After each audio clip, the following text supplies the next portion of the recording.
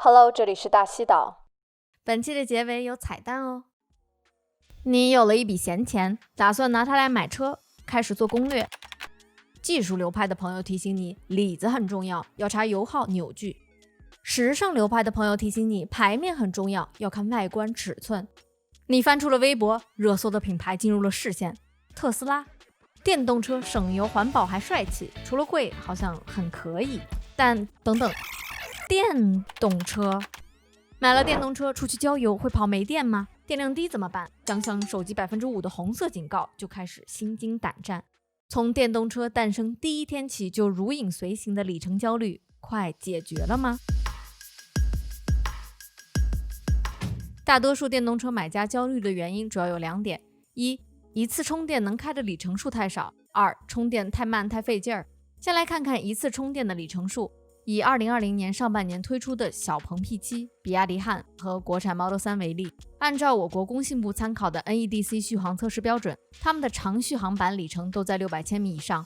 需要提及的是，在 NEDC 的测试中，空调、大灯、加热座椅等都会关闭，环境温度也都控制在20度到30度左右。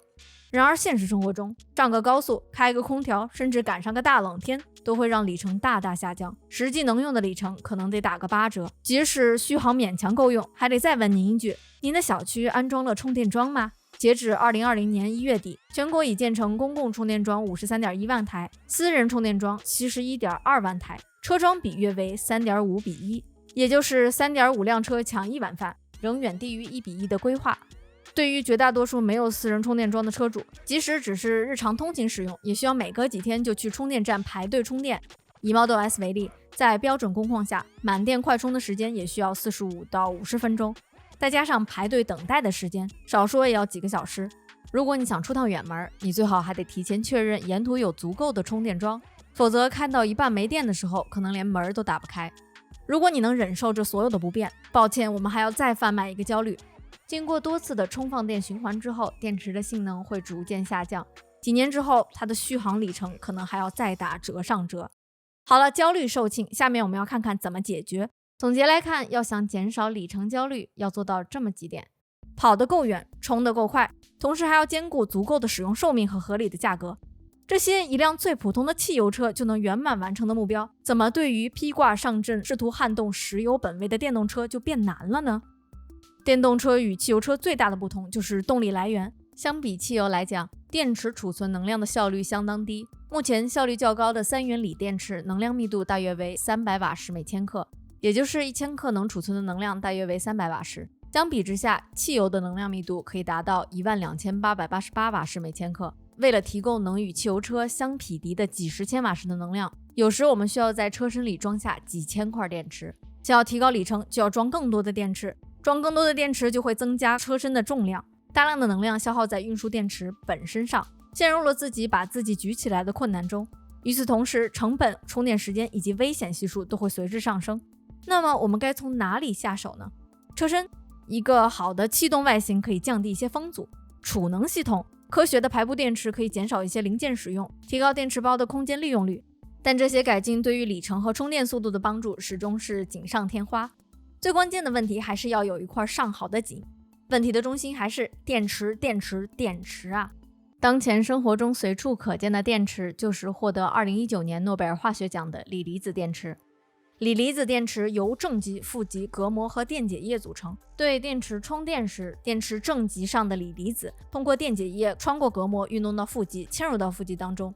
放电时，锂离子从负极中脱嵌，通过电解液穿过隔膜嵌回到正极当中。充放电过程中，嵌入的锂离子越多，电容量越高，锂离子移动的速度越快，充放电速度就越快。看起来想要提高能量密度，就要用更能够嵌入锂离子的电极材料，而想要提高充电速度，就要用更大的功率充电。那我们就选用更能嵌入锂离子的正负极，然后可着劲儿的用大功率给电池充电不就好了？但是这种方法并不是可持续的，为什么呢？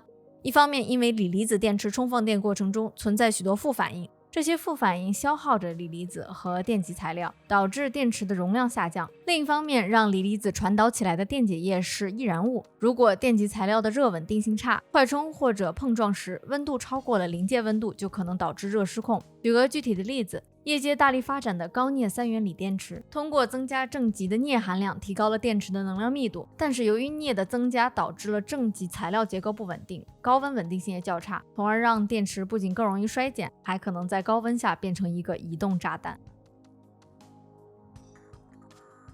那么有没有更好的方案呢？还真有。剖析一下我们刚提到的锂离子的挑战，为了能够提高能量密度，我们需要用能容纳更多锂离子的电极材料，但目前主流的锂离子电池通常采用石墨负极，而不是能量密度超过石墨10倍的锂金属。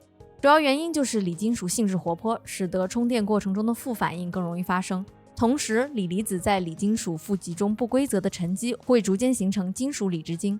它们不仅会消耗可用的锂离子，甚至还可能刺破隔膜，导致电池短路。于是研究人员就开始琢磨，能不能有效地控制这些副作用呢？电解液既然存在各种问题，那就来尝试一下固态电解质，这样有效减少了电解液与电极的负反应，电极材料消耗和锂离子流失也减少了，而固态的电解质还阻隔了锂之晶的生长空间，提高了寿命。更重要的是，固态电解质相比起电解液更不易燃，降低了高温下的危险性，这样锂金属便可以作为负极，使得能量密度增加。这个听起来趋向十全十美的方案，就是我们常说的固态电池。尽管还存在着导电率低、大容量单体制造困难等问题，使得大规模生产还有些时日，但它的诸多优点已经让许多的研究者和工程师兴奋不已。